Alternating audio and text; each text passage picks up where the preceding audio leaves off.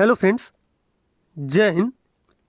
जैसा कि हम लोगों ने आने वाले सीटेट एग्ज़ाम के लिए सीटेट के प्रीवियस ईयर क्वेश्चन पेपर्स की सीरीज़ हम लोगों ने स्टार्ट किया था, जिसमें से हम लोगों को 2011 से 2024 के बीच में जितने भी एग्ज़ाम हुए सीटेट के, उन सभी के जो है पेपर हम लोगों को सॉल्व करना है। उसमें से हमारा एक सेट हो गया था 2011 वाला, और आज हम लोग 18 नवंबर 2012 का पेपर फर्स्ट का CDP वाला पार्ट कंप्लीट करेंगे। और अगर आपको वीडियो अच्छा लगे तो चैनल को सब्सक्राइब करें, वीडियो को लाइक करें, कमेंट करें।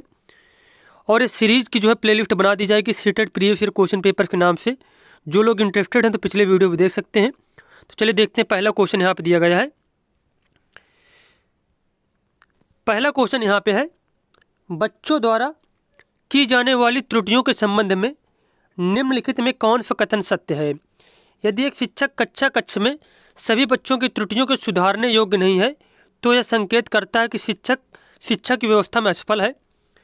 एक शिक्षक को प्रत्येक त्रुटि पर ध्यान नहीं देना चाहिए, अन्यथा पाठ्यक्रम पूरा नहीं होगा। प्रत्येक त्रुटि को सुधारने में बहुत अधिक समय लगेगा तथा एक शिक्षक के लिए थकाने वाला होगा। स्वयं बच्चों द्वारा त्रुटियों को सुधारा जा सकता है, इसलिए शिक्षक को उन्हें तुरंत नहीं सुधारना चाहिए। तो यहाँ पे पूछा गया, इसमें से सबसे अच्छा ऑप्शन कौन सा होगा, कौन सा कथन सत्य है यहाँ पे त्रुटियों के बारे में। तो यहाँ पे ए वाला विकल्प हमारा बिल्कुल सही हो जाएगा।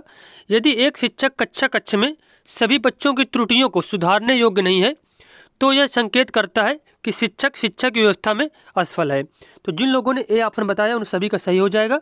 देखते हैं अगला क्वेश्चन।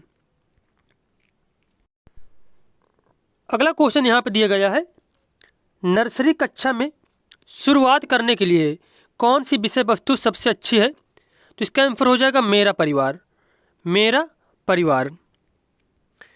अब यहाँ पे बात की जाए कि जो मेरा परिवार विषय वस्तु क्यों सबसे अच्छी मानी जाती है नर्सरी कक्षा के लिए।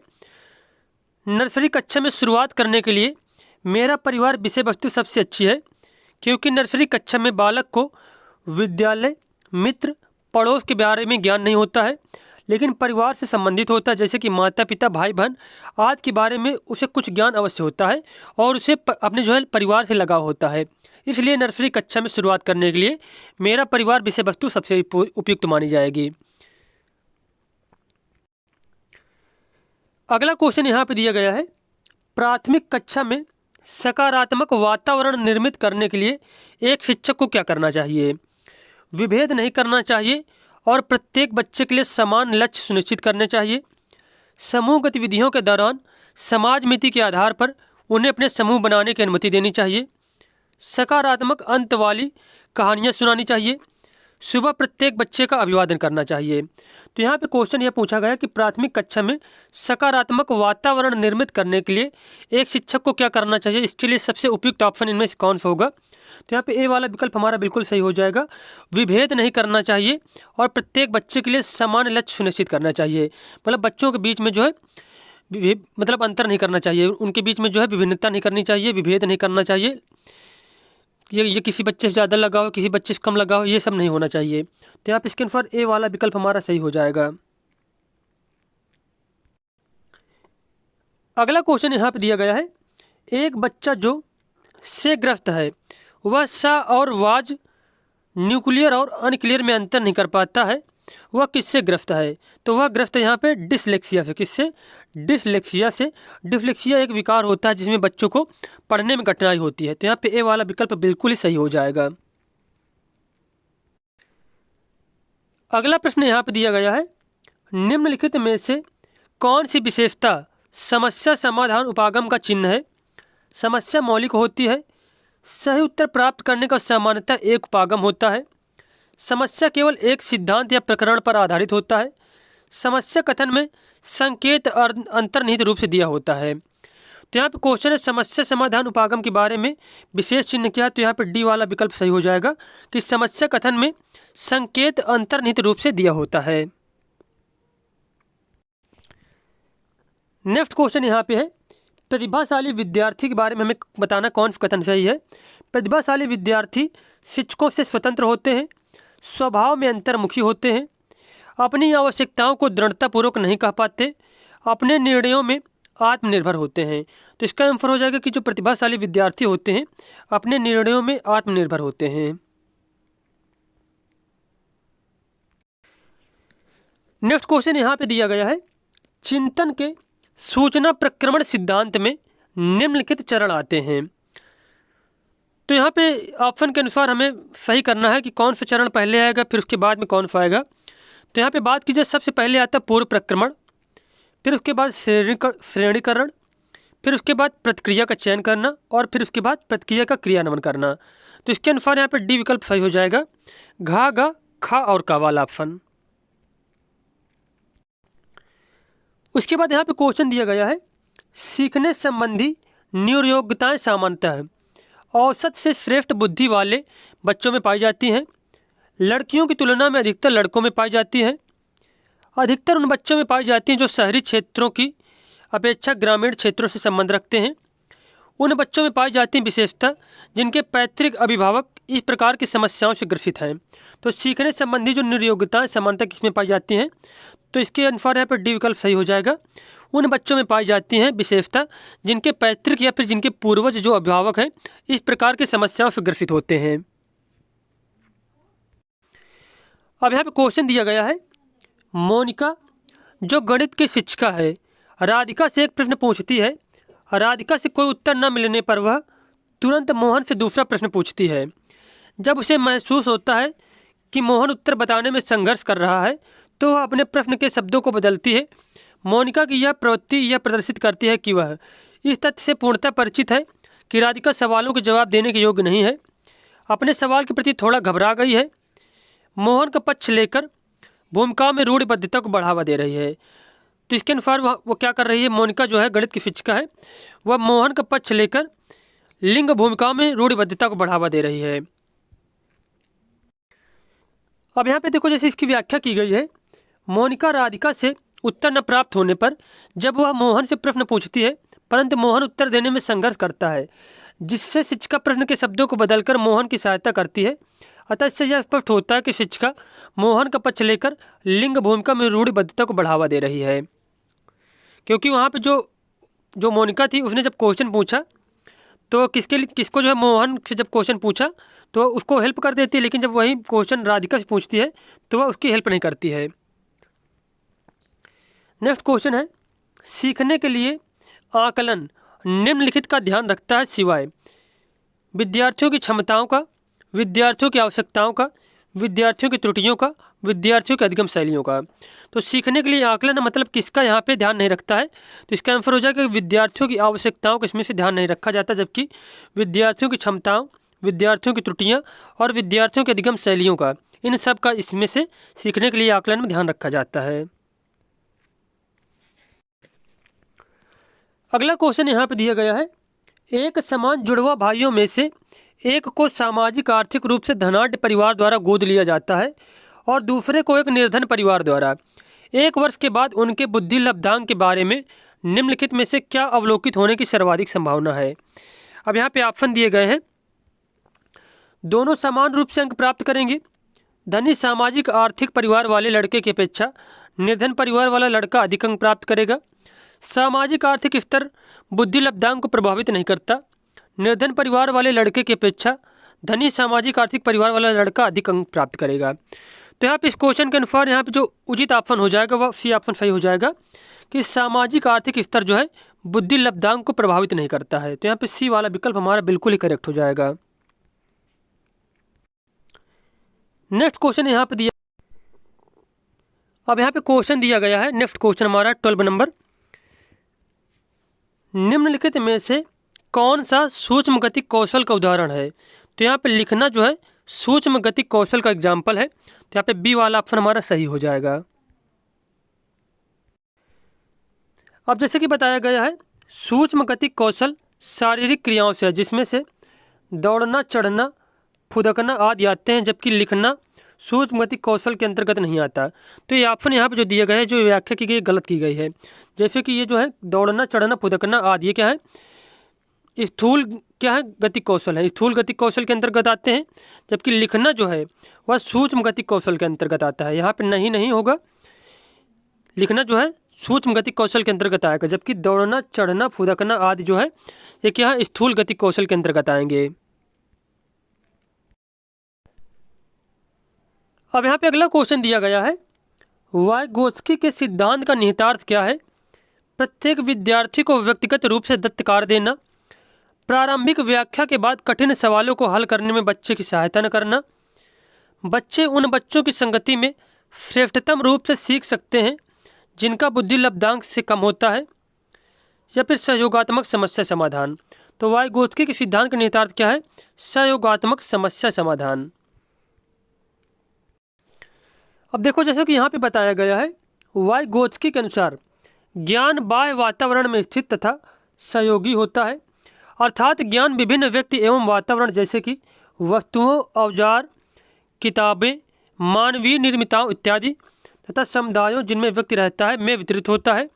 यह सिद्धांत सुझाता है कि दूसरों के साथ अंतःक्रिया तथा सहयोगात्मक क्रियाओं द्वारा जानने की प्रक्रिया गुणात्मक रूप से श्रेष्ठ होती है। अगला क्वेश्चन यहाँ पे दिया गया है 14 नंबर क्वेश्चन हमारा है, किशोर का अनुभव कर सकते हैं दुश्चिंता और स्वयं से सरोकार का, बचपन में किए गए अपराधों के प्रति डर के भाव का, आत्मसिद्धि के भाव का, जीवन के बारे में परितृप्ति के भाव का। तो इसका आंसर हो जाएगा किशोर अनुभव कर सकते हैं दुश्चिंता और स्वयं से सरोकार का, दुश्चिंता और स्वयं से सरोकार का। अब यहाँ पे बताया गया है किशोर दुश्चिंता और स्वयं से सरोकार का अनुभव कर सकते हैं। वह अपने रंग रूप, स्वास्थ्य, मान सम्मान, आर्थिक स्थिति, सामाजिक स्वीकृति, शैक्षिक प्रगति, भावी व्यवस्था आदि के प्रति सदैव व्यग्र रहते हैं। शारीरिक रूप से सक्षम बच्चों को समानता होता है, क्या होता है? शारीरिक रूप से सक्षम बच्चों को समानता होता है डिस्ग्राफिया, क्या होता है? डिस्ग्राफिया होता है। अब यहाँ पे देखो बताया गया है डिस्ग्राफिया कोई रोग नहीं है, बल्कि यह एक प्रकार का विकार होता है जो शारीरिक रूप से सक्षम बच्चों में सामान्यता पाया जाता है। इसमें बच्चे की लिखावट व समझने की क्षमता पर असर पड़ता है। अगला क्वेश्चन हमारा है, नेक्स्ट क्वेश्चन यहाँ पे, आंशिक पुनर्बलन से क्या तात्पर्य है? सतत पुनर्बलन की अपेक्षा कम प्रभावी होता है। वास्तविक कक्षा कक्ष में अनुप्रयुक्त नहीं किया जा सकता। पशुओं को प्रशिक्षित करने में सर्वाधिक कार्य करता है। सतत पुनर्बलन की अपेक्षा अधिक प्रभावी होता है। तो आंशिक पुनर्बलन जो होता है सतत पुनर्बलन की अपेक्षा अधिक प्रभावी होता है। तो यहाँ पे डी वाला विकल्प हमारा बिल्कुल ही सही हो जाएगा। अब यहाँ पे बताया गया है आंशिक पुनर्बलन से अभिप्राय कई सही अनुक्रियाओं के उपरांत पुनर्बलन देने से है। यह सतत पुनर्बलन की अपेक्षा अधिक प्रभावी होता है क्योंकि इसमें छात्र को किस अनुक्रिया पर पुनर्बलन मिलेगा इसका पता नहीं होता है। इससे वह प्रत्येक अनुक्रिया को तत्परता से करता है।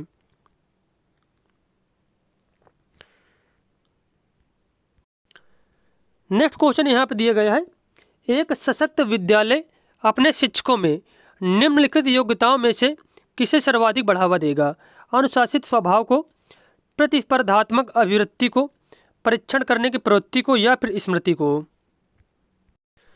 तो यहाँ पे क्वेश्चन का आंसर हो जाएगा कि एक सशक्त विद्यालय जो है अपने शिक्षकों में किसको बढ़ावा देगा सर्वाधिक? जो है प्रतिस्पर्धात्मक अभिवृत्ति को, प्रतिस्पर्धात्मक अभिवृत्ति को। उसके बाद क्वेश्चन यहाँ पे है, निम्नलिखित में से अंतः विषयी अनुदेशन का सर्वोत्कृष्ट लाभ यह है कि पाठ योजना बनाने और गतिविधियों में शिक्षकों को अधिक लचीलेपन की अनुमति होती है। विद्यार्थियों को सीखे गए ज्ञान का बहु संदर्भों में अनुप्रयोग करने और सामान्यीकृत करने के अवसर दिए जाते हैं।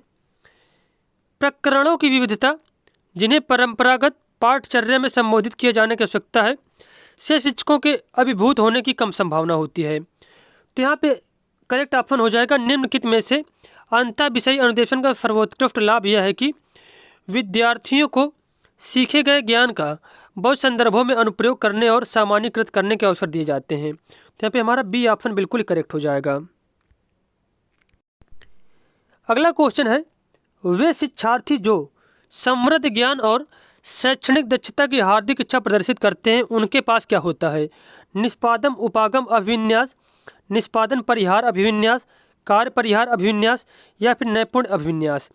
वे शिक्षार्थी जो समृद्ध ज्ञान और शैक्षणिक दक्षता की हार्दिक इच्छा प्रदर्शित करते हैं उनके पास होता है निष्पादन उपागम अभिविन्यास, निष्पादन उपागम अभिविन्यास।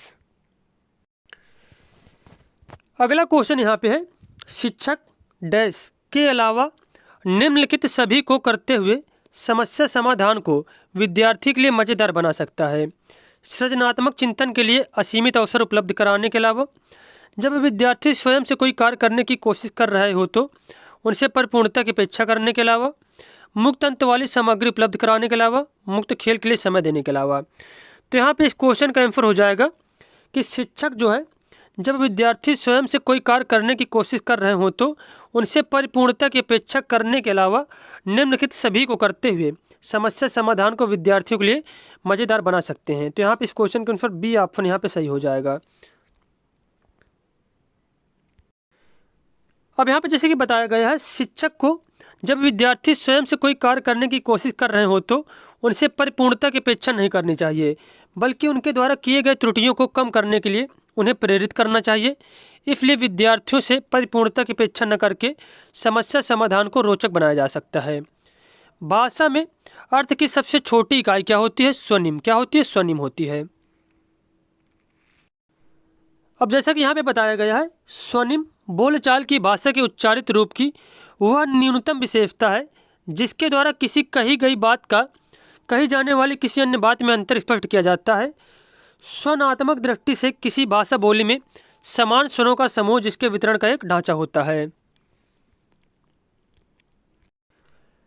अगला प्रश्न यहाँ पर दिया गया है, बहुबुद्धि सिद्धांत निम्नलिखित निहितार्थ देता है सिवाय विविध तरीकों से सीखने का आकलन किया जा सकता है। बिल्कुल सही। इस सिद्धांत में संवेगात्मक बुद्धि बुद्धि लब्धि से संबंधित नहीं है, ये भी सही है।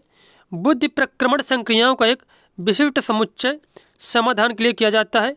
विषयों को विभिन्न तरीकों से प्रस्तुत किया जा सकता है। तो यहाँ पे यह पूछा गया इस क्वेश्चन में कि बुद्धि बहुबुद्धिक सिद्धांत जो है इसमें से क्या नहीं किया जाता है। तो सी ऑप्शन यहाँ पे जो है निगेटिव दिया गया है। बुद्धि प्रक्रमण संक्रियाओं का एक विशिष्ट समुच्चय समाधान के लिए किया जाता है, तो यह बहुबुद्धिक सिद्धांत में नहीं होता है। अगला क्वेश्चन दिया गया है, निम्नलिखित में से कौन सा सीखने के लिए अधिकतम रूप से अभिप्रेरित करता है? असफलता से बचने के लिए अभिप्रेरणा, बहुत सरल या कठिन लक्ष्यों का चयन करने की प्रवृत्ति, लक्ष्यों को प्राप्त करने में व्यक्तिगत संतुष्टि, या फिर बाह्य कारक। तो इस क्वेश्चन का आंसर हो जाएगा निम्नलिखित में से कौन सा सीखने के लिए अधिकतम रूप से प्रेरित करेगा? तो वह हो जाएगा लक्ष्यों को प्राप्त करने में व्यक्तिगत संतुष्टि। अगला क्वेश्चन है, बुद्धि लब्धांक सामान्यतः रूप से शैक्षणिक निष्पादन से संबंधित होते हैं। तो यहाँ पे हमें फिल करना है।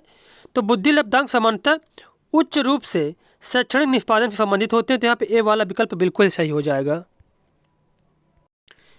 अब यहाँ पे क्वेश्चन दिया गया है, 16 वर्षीय बच्चा बुद्धि लब्धि परीक्षण में 75 अंक प्राप्त करता है, उसकी मानसिक आयु क्या है? तो बुद्धि लब्धि बराबर सूत्र होता है, बुद्धि लब्धि इक्वल टू मानसिक आयु अपान वास्तविक आयु इंटू 100। यह फार्मूला होता है इसका बुद्धि लब्धि का। तो बुद्धि लब्धि परीक्षण में 75 अंक दिए गए, बराबर 75 हो जाएगा, बराबर मानसिक आयु इसमें दिया नहीं गया, मानसिक आयु को हम लोग जैसे लिख लेते हैं यहाँ पे, मानसिक आयु बराबर कुछ नहीं दिया गया, अपान में कर देंगे 16 इंटू 100 कर देंगे, यहाँ पे 100 कर देंगे। तो यहाँ पे 25 से 75 हो जाएगा, 25 चुको 100 और 4 चुको 16, तो 4 इंटू 3 करेंगे तो 4 से 12, कितना आ जाएगा यहाँ पे? अब इसको सॉल्व करेंगे जब हम लोग तो आ जाएगा 12। उसकी मानसिक आयु कितनी हो जाएगी? 12 हो जाएगी। कौन से फार्मूला से? बुद्धि लब्धि बराबर होता है मानसिक आयु अपान वास्तविक आयु इंटू 100। कोई भी जो है सोल्यूशन है इस क्वेश्चन का तो हम लोग इस प्रकार निकाल लेंगे। उसके बाद क्वेश्चन दिया गया है, विद्यार्थियों के पोर्टफोलियो के लिए सामग्री का चयन करते समय का जरूर होना चाहिए। तो इस क्वेश्चन का आंसर हो जाएगा, विद्यार्थियों के पोर्टफोलियो के लिए सामग्री का चयन करते समय विद्यार्थियों का समावेशन जरूर होना चाहिए। तो यहाँ पे बी ऑप्शन हमारा सही हो जाएगा। उसके बाद क्वेश्चन यहाँ पे दिया गया है, सफल समावेशन को निम्नलिखित की आवश्यकता होती सिवाय। तो सफल समावेशन को किसकी किसकी आवश्यकता होती है? संवेदनशील बनाना, अभिभावकों की भागीदारी की और क्षमता संवर्धन की, जबकि पृथक्करण की आवश्यकता यहाँ पे नहीं होती है। तो इस क्वेश्चन में निगेटिव पूछा गया तो यहाँ पे बी ऑप्शन हो जाएगा निगेटिव यहाँ पे। अगला प्रश्न है, विद्यालय में लिंग भेदभाव से बचने का सर्वोत्तम तरीका हो सकता है शिक्षकों द्वारा उनके लिंग पक्षपातपूर्ण व्यवहारों का संज्ञान, पुरुष एवं महिला शिक्षकों को समान संख्या में भर्ती करना, विद्यालय में लिंग भेदभाव को दूर करने के लिए नियम बनाना और कड़ाई से उसका पालन करना, संगीत प्रतियोगिता के लिए लड़कियों की अपेक्षा अधिक लड़कों का चयन करना। तो विद्यालय में लिंग भेदभाव से बचने का सर्वोत्तम तरीका हो सकता है, तो यहाँ पे ए ऑप्शन हमारा बिल्कुल सही दिया गया है कि शिक्षकों द्वारा उनके लिंग पक्षपातपूर्ण व्यवहारों का संज्ञान, मतलब शिक्षकों को उसके बारे में जानकारी होनी चाहिए। अगला क्वेश्चन दिया गया है, शैक्षणिक क्षेत्रों में निष्पादन के आधार पर शैक्षणिक क्षेत्रों में निष्पादन के स्तर को बढ़ाने का औचित्य स्थापन किस आधार पर किया जा सकता है? यह हाथ से किए जाने वाले श्रम के प्रति सम्मान विकसित करता है, यह व्यक्तिगत भिन्नताओं को संतुष्ट करता है, यह हास्यकृत विद्यार्थियों के लिए प्रतिपूरक भेदभाव की नीति का अनुगमन करता है, यह सार्वभौमिक धारण को सुनिश्चित करता है। तो शैक्षणिक क्षेत्रों में निष्पादन के आधार पर शैक्षणिक क्षेत्रों में निष्पादन के स्तर को बढ़ाने का औचित्य स्थापन किस आधार पर किया जा सकता है? तो यहाँ पे बी ऑप्शन हो जाएगा, यह व्यक्तिगत विभिन्नताओं को संतुष्ट करता है। अब यहाँ पे 30 नंबर क्वेश्चन दिया गया है, विद्यालय में नियमित उपस्थिति के लिए वंचित बच्चों को प्रोत्साहित करने का निम्नलिखित में से कौन सा तरीका सर्वाधिक उपयुक्त होगा? आवासीय विद्यालय खोलना, बच्चों को विद्यालय आने की अनुमति न देने को कानूनन दंडनीय अपराध बनाया जाए, विद्यालय द्वारा बच्चों को एकत्रित करने के लिए एक व्यक्ति को नियुक्त किया जाए जो प्रतिदिन घरों से बच्चों को लेकर आए, बच्चों को आकर्षित करने के लिए प्रति 5 रुपये देना चाहिए। तो विद्यालय में नियमित उपस्थिति के लिए वंचित बच्चों को प्रोत्साहित करने का निम्नलिखित में से कौन सा तरीका सर्वाधिक मतलब सर्वाधिक उचित होगा? तो यहाँ पे इस क्वेश्चन का सबसे अच्छा ऑप्शन हो जाएगा कि आवासीय विद्यालय खोलना, आवासीय विद्यालय खोलना।